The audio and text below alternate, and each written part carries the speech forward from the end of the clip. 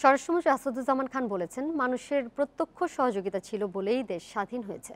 সোমবার রাতে খামারবাড়িতে গণহত্যা দিবসের আলোচনা সভায় একথা বলেন তিনি। ৭১-এর ২৫ মার্চ ফার্মগেটে পাকিস্তানি হানাদার বাহিনীকে প্রতিরোধের ঘটনা স্মরণ করেন মন্ত্রী। স্বাধীনতা যুদ্ধের সময়ে তেজগাঁওয়ের ইতিহাস তুলে ধরেন তিনি। ২০২০ সালে বঙ্গবন্ধুর জন্মশতবার্ষিকী এবং ২০২১ সালে স্বাধীনতার ৫০ বছর পূর্তি আড়ম্বরপূর্ণভাবে উদযাপনের কথাও জানান মন্ত্রী।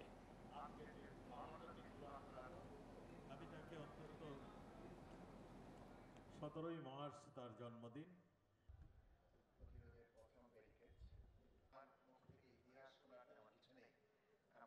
আমার বয়স ছিল তখন 10 বছর।